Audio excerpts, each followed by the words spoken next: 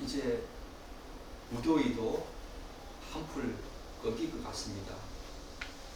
남은 8월이 여전히 우리에게 무더운 날씨를 계속 제공하겠지만 지금까지 하나님 주신 건강과 믿음을 가지고 우리가 살아왔듯이 남은 여름도 그렇게 살아가는 여러분 되기를 축복하고 또 그렇게 기도합니다.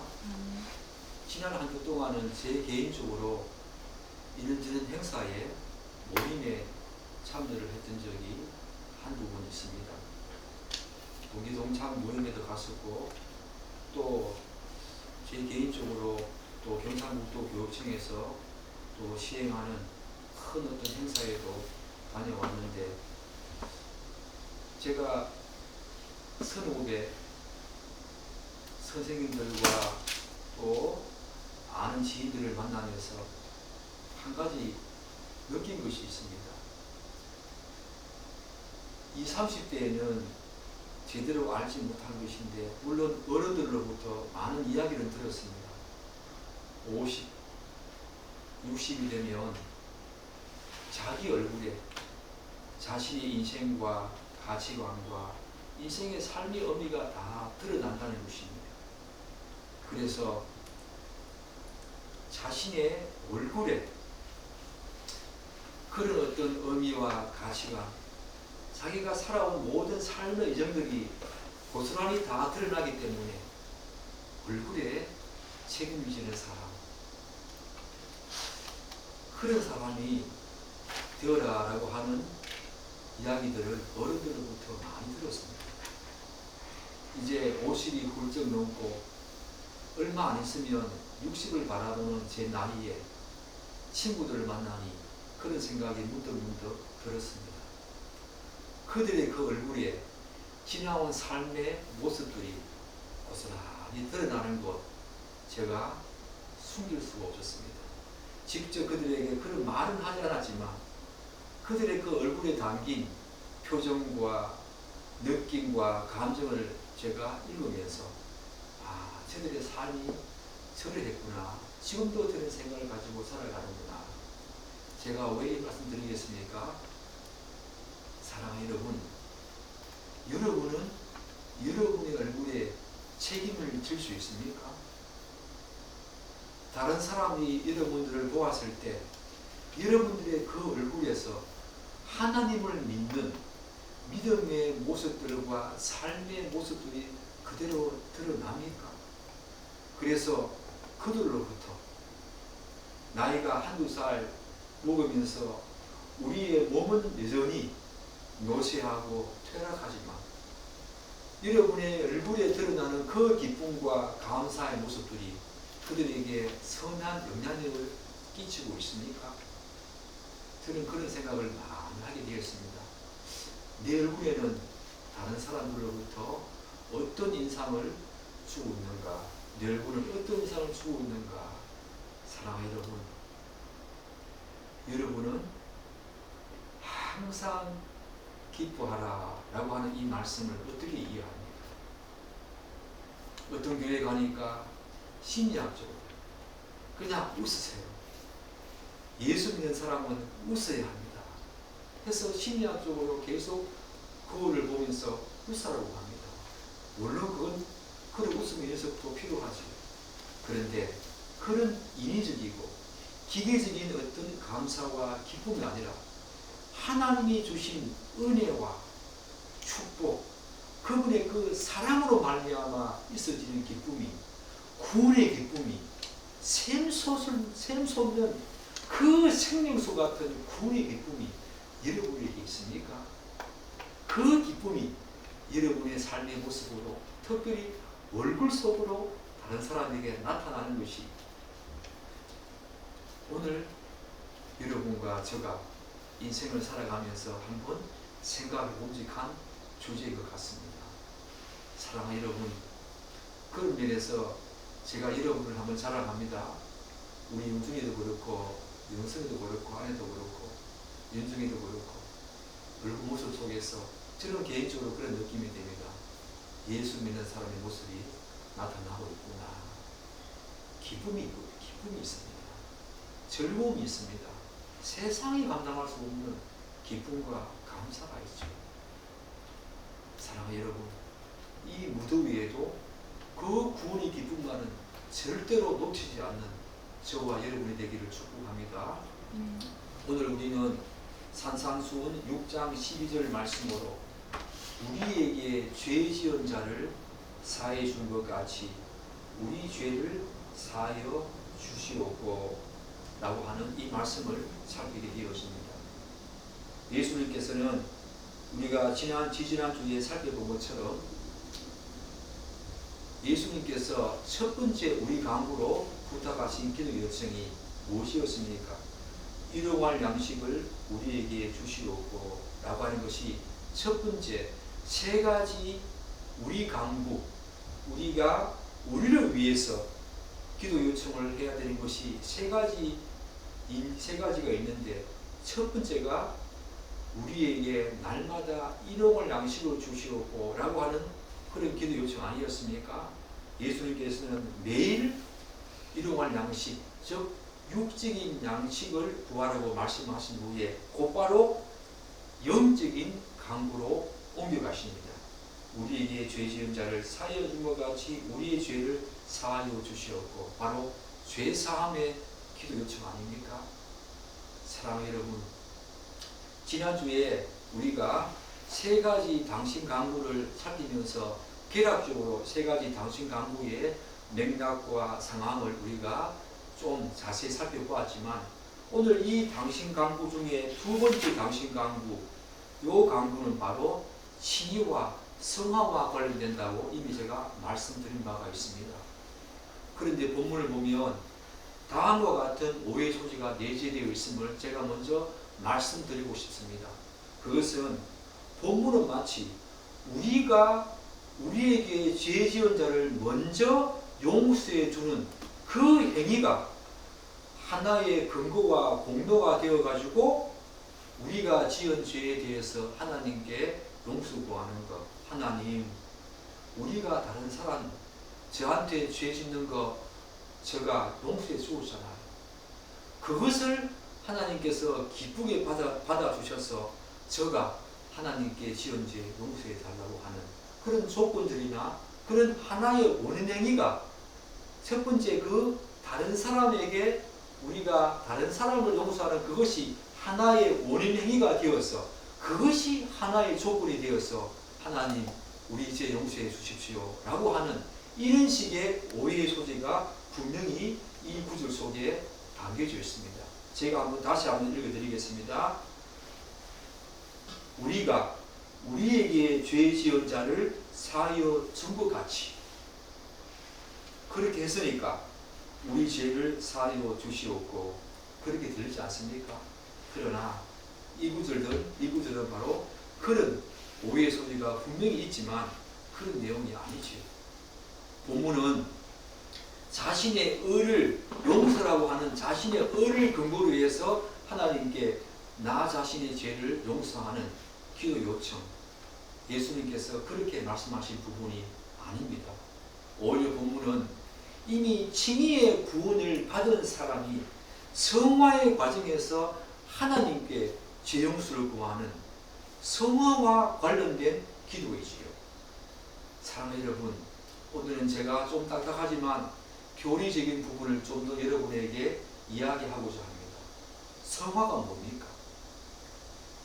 칭의가 구체적으로 무엇입니까? 오늘 이 내용은 칭의의 구원을 받은 사람이 하나님 앞에 성화의 과정 속에서 기도해야 하는 성화와 깊은 관련이 있는 기도 요청인데, 그렇다면 칭의가 무엇입니까? 칭의는 근본적으로 기독교와 모든 이방 종교를 근본적으로 구별짓는 굉장히 중요한 분기점이 되어지고, 또한 타종교와 구별하는 시금석이 되어지는 중요한 교리죠. 우리가 칭의와 성화에 대해서 많이 살펴보고 있지 않습니까? 오늘은 이 부분에 대해서 좀 더 상세하게 살펴보고 이 부분과 칭의와 성화의 관계를 좀 더 맥락적으로 살펴보고자 합니다. 여러분도 잘 알다시피 기독교를 제외한 모든 이방 종교는 인간으로부터 출발하는 구원론을 갖고 있습니다. 즉 이방 종교는 모두 인간이 직접 자신이 믿는 신을 찾아가는 방식이죠. 그러나 기독교는 역으로 반대로 하나님이 직접 우리를 찾아오시는 계시의 종교이고 찾아오시는 종교입니다. 그리고 그 하나님을 믿음으로 말미암아 구원을 얻는 그런 구원론을 갖고 있는 방식이지요. 그래서 기독교와 이방 종교는 출발점 자체부터 전혀 다른 방식을 취하고 있습니다. 물론 그 과정, 출발점이 다르니까 그 과정과 결과는 두말할 필요가 없지요. 기독교와 이방 종교는 출발점 자체부터 다른 것이고 구원 얻는 과정과 그 결말도 전혀 다른 방식을 취하고 있고 부과하고 있습니다. 결국 이방 종교는 인간 편에서 어떤 공로와 자격과 의가 하나의 근거나 원인이 되어서 궁극적으로 구원에 이루고자 하지요. 오늘 본문을 그렇게 해석한다면 제가 오해의 소지가 있다고 말씀을 드렸는데 바로 이런 식의 오해의 소지입니다. 바로 그런 식으로 해석해 버리면 오늘 6장 12절은 이방 종교식의 구원, 이방 종교식의 구원이 이르는 과정, 결말, 그것과 별반 다름이 없는 전혀 다른 방식의 말을 하고 있는 것이나 다름없지요. 그러나 기독교는 그런 것이 아니지요. 사랑하는 여러분, 이러한 이방 종교의 구원 방식은 기독교에서 말하는 믿음을 통한 구원이 아니라 그저 자기 신념과 종교성에 의지하는 구원에 불과합니다. 바리새인들과 서기관들이 추구했던 것이죠. 사랑하는 여러분, 믿음과 종교성은 다른 것입니다. 종교성은 어떤 것입니까? 자기 자신에게서 출발하는 것이 종교성입니다. 그래서 자기 자신으로부터 출발하는 것이 바로 종교이기 때문에 그게 신앙심이고 종교심이기 때문에 자기 자신을 홍보할 수밖에 없고 자기 자신의 의를 드러낼 수밖에 없습니다. 바리새인처럼. 그러므로 예수님께서 바리새인들을 그렇게 꾸짖고 정죄하신 이유가 그들이 믿는다고 하는 그 하나님을 그 믿음이 진짜 믿음이 아니기 때문입니다. 가짜 믿음이었고 그들은 믿음이 아니라 종교성, 자기 신념, 자기 홍보에 불과했던 것입니다. 자기 의를 중심으로 구원으로 나아가고 있기 때문에 결국 그들은 믿음이 아니라 하나의 종교성에 불과하지요. 종교성은 자연히 자기를 드러낼 수밖에 없습니다. 왜? 자기 의가 출발이 되기 때문에. 그래서 바리새인들과 서기관들은 믿음이 아니라 종교성에서 출발한 그 자기 신념에 사로잡고 있기 때문에 구절을 하든 기도를 하든 뭘 하든 간에 자기의 의가 먼저이고 하나님의 영광과는 전혀 관계없는 삶을 그들은 믿음이 아니었습니다. 그런데 안타깝게도 오늘 교회 안에서도 믿음이 아닌데 가짜 믿음인데 그걸 진짜 믿음으로 알고 있는 그저 단지 하나의 자기 신념이고 종교성인데 이방 종교에서 말하는 그런 자기 신념이고 종교성에 불과한데 가짜 믿음인데 그 믿음을 진짜 믿음으로 알고 있는 사람들이 교회 안에 수많이 있다는 것, 적지 않다는 것 우리가 직감해야 합니다. 그들은 자기의 의를 근거로 구원을 받으려고 하고 자기 중심적으로 신앙생활을 하려고 하는 사람들이죠. 그것은 성경이 말하는 믿음이 아닙니다.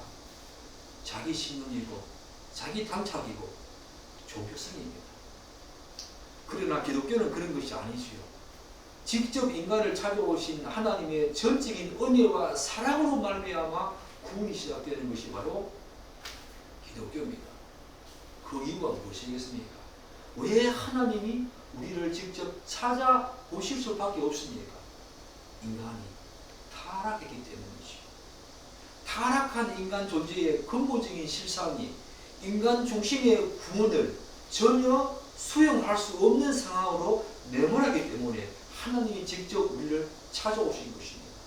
즉 모든 인간은 한 사람도 예의 없이 스스로의 힘과 노력으로는 구원을 얻을 수 있는 사람이 이 세상에는 한 사람도 없습니다. 왜요? 성경은 그것을 전적 부패와 전적 무능력으로 말하지. 여러분 들어보셨지요?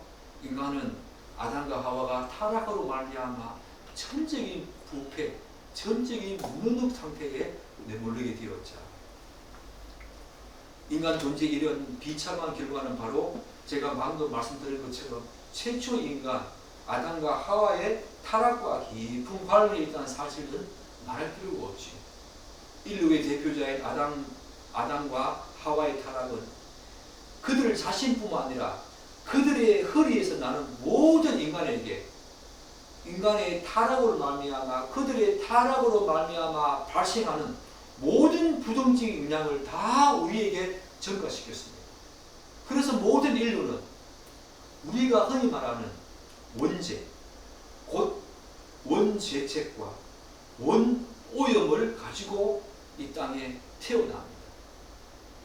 그런데 어떤 사람들은 아담의 타락으로 말미암아 모든 인류가 전가받는 이 원죄 중에 죄의 오염에 대해서는 인정하지만 죄의 죄책에 대해서는 인정하지 않으려고 하는 사람이 있습니다.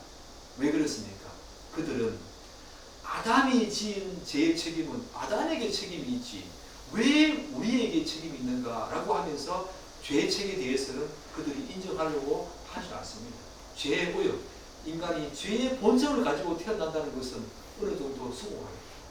그렇지만 아담이 지은 죄의 책임을 내가 고스란히 받고 태어난다. 그것은 인정할 수가 없다. 왜 그렇게 생각합니까?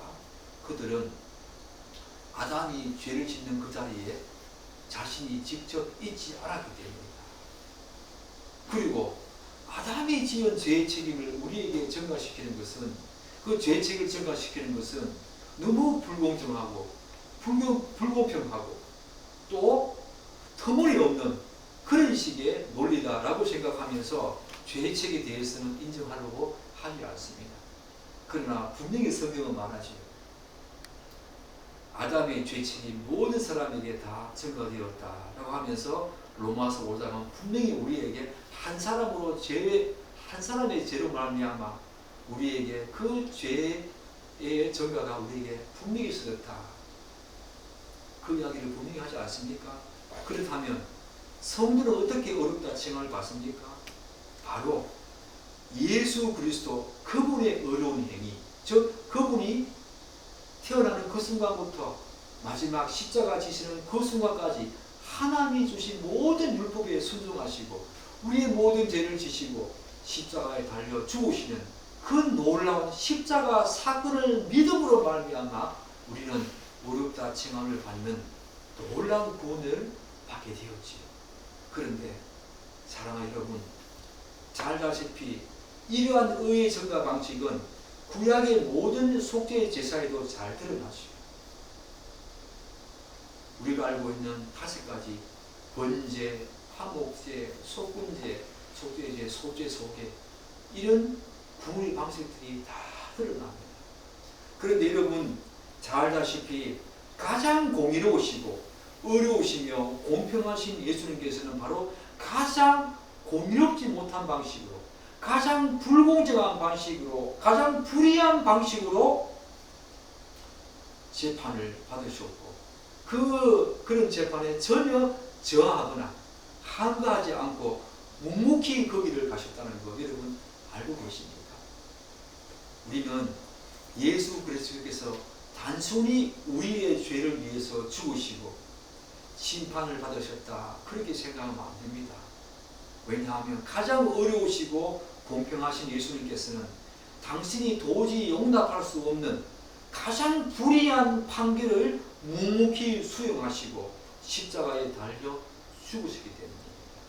만약에 그분이 공정한 재판을 통해서 가장 정의로운 방식으로 어려운 방식으로 판결을 받아서 고난받으시고 십자가에 달려 죽으셨다면 문제 상황은 달라지겠죠.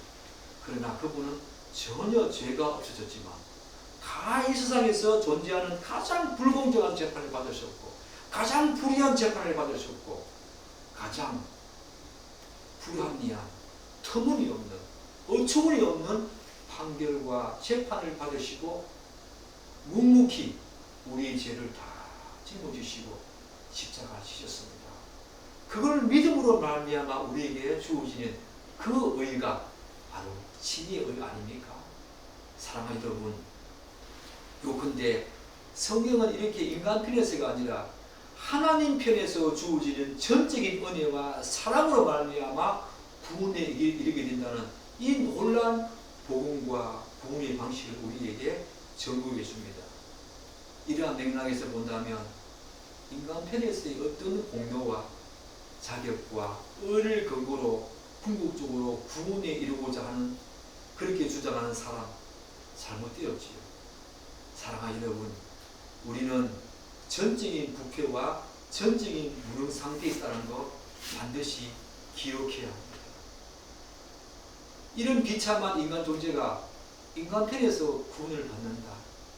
인간 편에서 자신이 내세울 수 있는 어떤 의의가 하나님이 인정할 수 있는 그런 의의가 있어서 우리가 구원에 이른다라고 하는 이방 종교식의 구원 방식은 너무나 잘못된 것이지요. 사랑하는 여러분, 구원은 그렇게 이루어지는 것이 아닙니다. 사랑하는 여러분, 그렇다면 오늘 우리가 살펴봐야 될 예수님께서 우리에게 말씀하신 내용, 우리 12절 우리 다시 한번 읽어보겠습니다. 우리가 우리에게 죄 지은 자를 사하여 준 것 같이 우리 죄를 사하여 주시옵고, 우리는 제가 방금 말씀드린 것처럼 인간은 전적인 부패, 전적인 무능력으로 말미암아 하나님을 알지 못합니다. 우리의 지성은 타락과 부패로 말미암아 여전히 일만의 그 지성과 지적인 능력이 있어서 지금까지 하나님이 주신 그 지적인 능력으로 이렇게 놀랄 만한 그런 과학기술 문명과 우수한 문화를 우리가 이루어왔지만, 우리가 전적인 부패와 전적인 무능력 상태에 있다는 것은 우리가 아무것도 할 수 없는 그런 상태에 있다, 그런 개념이 아니지요. 하나님을 알 수 있는 능력이 우리에게 없어졌다.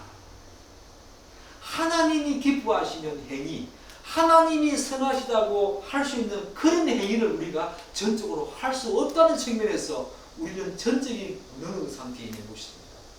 그리고 하나님을 알지 못하는, 우리가 아무리 우리의 지성을 고도로 발휘해서 아무리 고등 종교를 하더라도 우리의 지성을 최대한 발휘해서 하늘 끝까지 올라간다 하더라도 하나님을 알 수 있는 지식은 우리에게 없다는 측면에서 우리는 전적인 무능 상태와 전적 부패에 있다, 그런 말이지. 우리의 지성이 다 무너졌다, 우리는 더 이상 아무것도 할 수 없다, 그런 의미가 아니지요. 사랑하는 여러분, 그런데 오늘 이런 식의 방식으로 말미암아 다시 한번 강조하건대 이방 종교식과 또한 인간 편에서의 구원은 절대로 불가능합니다. 우리는 하나님을 알 수 없습니다. 그분이 찾아오셔서 우리에게 구원을 주셔야만, 구원의 길을, 구원의 문을 열어주셔야만 우리가 쑥 들어갈 수 있는 구원 방식이 기독교의 구원 방식 아닙니까? 오늘 본문에서 예수님께서는 이렇게 은혜로 어렵다함을 받은 그리스도인들에게 어떻게 기도에 청하고 있는가? 바로 오늘 우리가 우리에게 죄 지은 자를 사해 준 것 같이 우리 죄를 사해 주시옵고, 이렇게 말합니다. 사실 우리가 우리에게 죄 지은 자를 사해 준 것 같이 라고 하는 이 말 속에는 어떤 의미가 있냐면, 우리가 우리에게 죄를 지은 자를 마땅히 용서하며 살겠습니다 라는 강력한 자기 의지와 다짐이 들어 있습니다. 우리가 우리에게 죄 지은 자를 사하여 준 것 같이, 이 말 속에는 우리가 나에게 죄 지은 자를 마땅히 용서하며 살겠습니다 라는 의미가 여기에 들어 있습니다. 따라서 이 강구는 우리가 우리에게 죄를 지은 다른 사람들을 마땅히 용서해 주며 살겠사오니 하나님께서도 저희들의 죄를 용서해 주시옵소서 라고 하는 의미지. 그것이 하나의 근거가 되어서 하나님 우리 죄를 용서해 달라 그런 의미가 아니라 마땅히 우리에게 죄 지은 자를 제가 용서하며 살겠습니다. 마땅히 그러하게 그런 용서의 삶을 살겠습니다. 그러므로 하나님께서도 저희 죄를 용서해 주옵소서 라고 하는 의미가 바로 이 말 속에 들어있지요. 사랑하는 여러분, 그렇다면 예수님께서는 왜 성도들에게 자신에게 죄 지은 타인을 용서하며 살겠다고 다짐하는 기도를 요청하실까? 사랑하는 여러분, 여러분들은 이 기도 드리면서 우리가 우리에게 죄 지은 자를 사하여 준 것 같이 이 기도 드리면서 먼저 제가 부탁합니다. 하나님, 마땅히 나에게 죄 지은 상대방을 제가 마땅히 용서하며 살겠습니다. 이 기도해야 합니다. 왜 그런 기도를 우리가 드려야 합니까? 이 부분 바로 성화와 기쁨 관련이 있다. 제가 이미 말씀드렸지요. 왜냐하면 그리스도인의 성화에서 가장 핵심적인 부분이 뭡니까?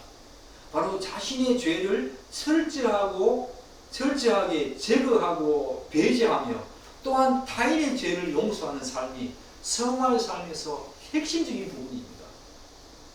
우리는 자꾸 갈라디아서 5장 22절에 나와 있는 성령의 9가지 열매를 자꾸 먼저 맺으려고 하는데 제가 여러분에게 누누이 말씀드리지 않았습니까?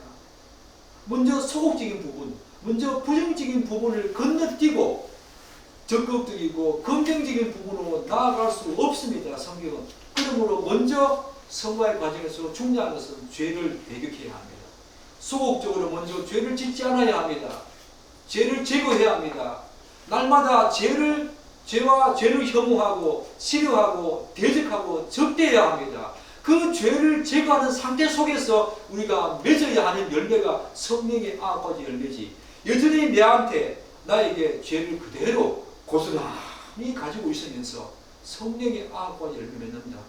그거는 터무니없는 어불성설에 불과한 것입니다. 성화의 과정에서 너무 핵심적인 부분은 우리 안에 계시는 성령 하나님은 가장 먼저 이제 예수님께서 왜 이 땅에 오셨습니까? 우리의 죄 때문에 오셨습니다. 그러므로 성화의 과정에서 가장 핵심적인 부분은 죄를 멀리하는 것입니다. 죄를 배격하는 것입니다. 죄를 대적하는 것입니다. 그리고 한 걸음 더 나아가서 다른 사람의 죄를 용서하는 삶이 성화의 삶에서 가장 우선적으로 필요한 필수 불가결한 핵심적인 부분입니다. 오늘 예수님께서 먼저 우리에게 이 요청하고 있는 것입니다. 그 다음 우리가 맺어야 할 열매가 성령의 9가지 열매지요. 죄를 그대로 가지고 있으면서 성령의 9가지 열매 맺는다. 그것은 불가능한 것입니다. 사랑하는 여러분, 주직컨대 하나님께서 당신의 은혜와 사랑으로 우리의 죄를 용서해 주시지 않았다면 우리는 마땅히 하나님의 저주와 심판과 형벌을 받아야 합니다. 왜 우리가 이 기도 요청을 하면서 하나님, 예수님, 우리에게 죄 지은 자를 제가 반드시 용서하며 살겠습니다. 왜 이 기도 요청을 예수님께서 우리에게 하고 있습니까? 그것이 당연한 삶이기 때문입니다. 왜냐하면 먼저 하나님의 사랑과 용서의 삶이 아니었다면, 은혜가 아니었다면 우리의 구원이 불가능하기 때문입니다. 그분이 먼저 우리를 용서해 주시기 때문에, 그것이 선결 조건이 우리에게 먼저 있었기 때문에 그 사랑을 받은 존재로서 우리도 그렇게 다른 사람을 용서하며 사는 것이 마땅하기 때문에 오늘 예수님께서는 이 기도 요청하고 있는 것입니다. 예수님께서 먼저 우리에게 용서의 삶을 우리에게 보여주시지 않았습니까? 스데반과 예수님께서 돌아가실 때에 어떻게 돌아가셨습니까? 그들의 죄를 용서해야 된다. 그 스데반은 예수님의 삶을 고스란히 따라간 사람입니다. 사랑하는 여러분, 여러분과 저도 스데반 집사가 가신 그 길을 따라가야 되지 않습니까? 따라가야 되지 않겠습니까? 성령의 9가지 열매, 그것은 죄 용서의 삶이 우선 되어야만 우리의 마음이 흩어져야만, 정결하고 순결해져야만 맺을 수 있는 것이 성령의 아버지 열매이지요. 예수님께서 먼저 우리를 용서하시기 때문에 예수님께서 이 용서의 삶을 우리에게 기도 요청하고 있는 것입니다. 하나님, 우리에게 죄 지은 자를 제가 마땅히 용서하겠습니다. 그러므로 주의 죄도 용서해 주옵소서 라고 하는 기도가 바로 이 기도 아닙니까? 사랑하는 여러분, 우리는 마태복음 18장에서 용서할 줄 모르는 종의 모습을 보게 됩니다. 마태복음 18장을 보면 1만 달란트 빚진 종, 그가 주인의 일방적인 은혜와 사랑으로 아무런 조건 없이 이 1만 달란트는 노동자가 20만 년 일해야 받을 수 있는 봉급이라고 합니다. 20만 년 그 봉급치를 주인의 전적인 은혜와 사랑으로 용서를 받았죠. 그런데 용서받은 그 종이 이제 주인 집을 나가면서 누구를 만납니까? 자신에게 100데나리온, 기껏해야 노동자 3개월 월급치, 자신은 20만 년치 봉급치를 탕감받았음에도 불구하고 자신에게 빚진 자 100데나리온, 기껏해야 3개월치 봉급에 해당하는 그 빚을 갚으라고 종용하지 않습니까? 그가 용서를 구합니다. 제가 분명히 갚겠습니다. 용서해 주십시오. 그러나 그가 용서하지 않습니다. 그러면서 다그치고 때리려고 하고 하는 모습을 그 집 주인의 다른 종이 바라보면서 주인에게 가서 구하지 않습니까? 그러면서 그 주인이 어떻게 그에게 어떤 말을 합니까? 이런 말을 합니다. 이에 주인이 그를 부르다가 말하되, 악한 종아, 용서하지 모르는 사람은 악한 종입니다. 여러분이 죄를 짓는다고 악한 것이 아닙니다. 악한 종아, 내가 빌기에 하나님께서는 그 자가 정말 진심으로 자신의 죄를 용서해달라고 탕감해달라고 빌었습니다. 내가 빌기에 내가 내 빚을 전부, 일부가 아니라 20만 년치 봉급에 나가는 그 어마어마한 대가를 다 탕감해 주었거늘 내가 너를 왜요? 불쌍히 여김 같이. 예수님이, 하나님이 우리를 불쌍히 여기신 긍휼의 마음에 오셨다면 우리에게 오늘 불가능하지. 내가 불쌍히 여기사 너를 그렇게 탕감해 주었거늘 그래서 너도 당연히 내 동료를 불쌍히 여김이 마땅하지 아니하냐. 마땅하지 아니하냐. 사랑하는 여러분, 여러분에게 이 불쌍한 마음이 있습니까? 그저 나에게 죄를 지은 사람, 그들에게 악한 감정과 적대감만 가지고 있지 그 사람을 향해서 불쌍한 마음 가져본 적이 있습니까? 예수님께서 말씀하십니다. 내가 너를 불쌍히 여긴 것 같이 나도 내 동료를 불쌍히 여김이 마땅하지 아니하냐. 그게 선택사항이 아니라는 것입니다. 용서의 삶은 선택사항이 아니라는 것입니다. 마땅하다는 것입니다. 마땅하지 아니하냐 하고 너희가 각각 마음으로부터 형제를 용서하지 아니하면 말로 용서하면 안 됩니다. 그냥 그저 한마디 내가 용서한다 그렇게 말해서 안 된다는 것입니다. 마음으로부터 형제를 용서하지 아니하면 나의 하늘 아버지께서도 너희에게 이같이 하시리라 라고 하시면서 마태복음 18장 32절은 우리에게 이렇게 중요한 용서의 삶을 우리에게 요청하고 있습니다. 그러므로 사랑하는 여러분, 왜 이 기도 예수님께서 요청하고 있습니까? 마땅하기 때문입니다. 예수님께서 우리를 용서해 주신 것 같이 우리도 다른 사람을 용서하는 것이 비록 그 자가 우리에게 어마어마한 죄를 지었다고 하더라도 그 지은 죄를 한번 생각해 보십시오. 여러분, 우리가 지은 죄는 하나님 앞에 20만 년치 봉급에 해당합니다. 그러나 다른 사람이 나에게 지은 죄는 기껏 해봤자 3개월치 봉급에 해당한다고 예수님께서 말씀하시지 않습니까? 우리가 지은 죄는 100만금이나 준다고 해도 갚을 수 없는, 온 우주 만물을 그분께 다 드린다고 해서 갚을 수 없는 것입니다. 이 용서가 얼마나 값지고 놀랍고 영광스러운지 아는 사람들은 분명히 용서의 삶을 살 것입니다. 그리스도인은 분명히 용서의 삶을 살 것입니다. 따라서 그리스도인과 용서의 삶은 뗄래야 뗄 수 없는 불가분의 관계에 있다고 해도 과언이 아니지요. 이것이 바로 성화의 과정에서 핵심적인 삶의 모습인 것입니다. 그래서 제가 두 번째 당신 강구, 이것은 칭의의 구원을 받은 사람으로서 우리가 성화의 과정 속에서 죄 용서를 구하는 가장 핵심적인 삶의 한 부분이고 기도로 지은 것입니다. 우리는 분명히 죄 용서 받았습니다. 여러분, 사랑하는 여러분, 우리는 분명히 하나님께 회개함으로써 진심으로 종생하여 회개함으로써 칭의의 구원을 받았습니다. 그럼에도 불구하고 우리는 여전히 죄 용서의 삶을 구해야 합니다. 왜 그렇습니까? 우리가 예수를 믿음으로 말미암아 칭의의 구원을 받는 그 순간에 우리는 결정적인 성화가 이루어집니다. 다시 말해서 죄의 책에서 사라질 것이지요. 그러나 죄의 오염으로 말미암은 죄는 우리가 부지기식으로 짓지 않습니까? 우리의 육신의 정욕, 안목의 정욕, 또한 사단과 이 세상과 또한 우리의 육체의 연약함으로 말미암아 날마다 죄를 짓는 존재가 바로 우리들 아닙니까?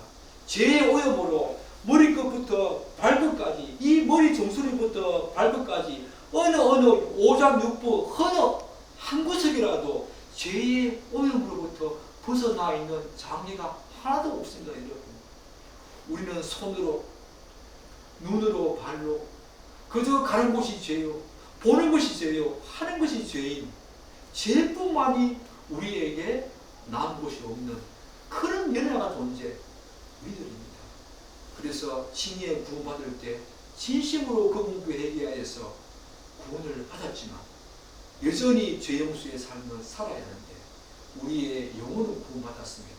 그러나 로마서에서 말하듯이 우리의 몸의 완전한 구원, 아직까지 우리는 이 땅에 육신을 잃고 사는 동안에는 몸의 구속을 아직 받지 못한 상태이기 때문에 이 연약한 몸이 항상 죄를 짓지 않습니까? 그 죄 용서의 삶을, 그건 바로 성화의 구원과 관련되는 죄 용서의 삶을 날마다 하나님께 구하면서 죄를 이기고 쳐내면서 자신에게 모자란 부분을 쳐내면서 좀 더 두려움실한 모습으로 굴러져가는 그런 모습으로 빚어져 가라고 하는 이 죄 용서의 삶을 예수님께서 지금 우리에게 요청하고 있는 것입니다. 칭의의 구원을 받은 사람으로서 이제 마땅히 성화의 과정에서 하나님께 날마다 죄 용서의 삶을 살아가는 것, 그것이 바로 중요하다는 것입니다. 그런데 그 이전에 먼저 우리가 할 일이 있습니다. 다른 사람의 죄를 먼저 철저하게 마땅히 용서하며 살겠습니다. 그러므로 하나님, 저희의 죄도 용서해 주옵소서. 여러분이 지은 죄를 하나님께 용서 구할 때 여전히 다른 사람이 나에게 지은 죄, 그것을 생각하면서 적대감을 가지고 있다. 그런 적대감과 악한 감정을 가지고 있는 상태에서 하나님 저희 죄를 용서해 달라고 기도했을 때에 하나님이 들어주시겠습니까? 이 기도 요청을 본다면 들어주시지 않습니다. 하나님 분명히 이렇게 우리에게 기도하라고 요청하고 있습니다. 하나님, 제가 다른 사람이 저에게 지은 죄 마땅히 용서하겠습니다. 그렇기 때문에 그러므로 하나님 저의 죄도 용서해 달라. 사랑하는 여러분, 오늘도 우리는 예배할 때 회개의 기도 드렸습니다. 그러나 그 회개의 기도는 예배 시간에만 드리는 일시적이고 단회적인 기도가 아니지요. 여러분의 삶 속에서 가장 많은 기도를 차지해야 될 부분이 바로 성화와 관련된 이 회개의 기도입니다. 여러분의 죄와 관련된 기도라는 것입니다. 그 기도 드릴 때에 여러분 한 가지 반드시 기억하십시오. 여러분의 기억 속에, 여러분의 마음 속에, 의식 속에 다른 사람이 나에게 지은 죄 여전히 그것을 기억하면서 잊지 않으면서 하나님께 자신의 죄를 용서해달라고 기도하는 것, 그것은 하나님이 들어주시지 않습니다. 이 기도 요청은 바로 그런 것을 먼저 우리에게 요청합니다. 다른 사람의 죄를 마땅히 용서하겠습니다. 왜요? 하나님이 저를 용서해 주시기 때문입니다. 그러므로 저도 다른 사람의 죄를 마땅히 용서하겠습니다. 그리고 저의 죄도 용서해달라고 기도하는 요청이 바로 오늘 이 기도를 드립니다. 사랑하는 여러분, 여러분들은 이 기도 평상시에 잘 드리고 있지요. 저는 그렇게 생각을 합니다. 반드시 여러분의 삶 속에서 하나님께 용서하는 이 죄 용서의 삶 살아야 합니다. 성화에서 핵심적인 부분입니다. 이 기도 다음에 우리는 성령의 아까지 열매를 맺으면서 하나님의 거룩한 성품을 닮아가는 존재로 빚어져 가야 합니다. 이런 우선순위가 우리에게 반드시 있어야 된다는 거 여러분 잊지 마십시오. 사랑 여러분, 부탁합니다. 여러분에게 지은 죄 있는 사람, 여러분 기억 속에 여전히 가지고 있지요. 여전히 기억 속에 고스란히 담겨져 있지요. 그런 사람은 하나님께서도 죄 용서하지 않습니다. 절대로 그런 사람은 하나님께서도 죄 용서하지 않습니다. 먼저 자신에게 지은 죄, 다른 사람들이 자신에게 지은 죄, 그것을 기억하지 말고 오히려 그들을 위해서 기도해야 합니다. 스데반과 예수님처럼 그냥 내가 용서하겠습니다 라고 하는 말로만 끝나서 되지 않습니다. 마음속으로 용서한다는 것은 오히려 그들을 위해서 용서의 기도를 드리는 것입니다. 하나님, 그들의 죄까지 용서해달라고, 그들까지 구원해달라고 하는 그 용서의 기도까지 가야만 제대로 된 용서지. 말로만 용서했다. 그 다음에 그 사람을 무관심하게 다음에 없는 것으로 치부하는 것, 그거 용서 아닙니다. 여러분, 그것은 성경에서 말하는 용서와 전혀 다른 것입니다. 성경에서 말하는 용서는 그 죄 지은 자를 분명히 기억하면서 하나님, 당신이 나를 용서해 주셨듯이 저도 그 사람의 죄를 용서하겠습니다. 그리고 그 사람을 위해서 기도합니다. 원수를 사랑하라 그랬잖아요. 산상수훈에서 하나님, 그들의 죄까지 용서해 주시고 그들도 구원에 이르도록 하나님 이끌어 주옵소서. 그렇게 날마다 기도하는 것이 바로 진짜 용서의 삶이죠. 오늘 예수님께서는 우리에게 이 기도를 청하고 있습니다. 우리 6장 12절 다시 한번 읽으면서 말씀 마치겠습니다. 다시 한번 읽겠습니다. 우리가 우리에게 죄 지은 자를 사하여 준 것 같이 우리 죄를 사하여 주시옵고. 제 말씀 한번 따라 하십시오. 하나님, 다른 사람이 저에게 지은 죄를 마땅히 용서하겠습니다. 그러므로 저의 죄도 용서해 주옵소서. 바로 성화와 점지적인 성화, 계속적인 성화의 과정에서 있어야 되는 죄 용서의 삶, 회개의 삶이죠. 여러분에게 이런 삶이 있기를 축복합니다. 기도하겠습니다.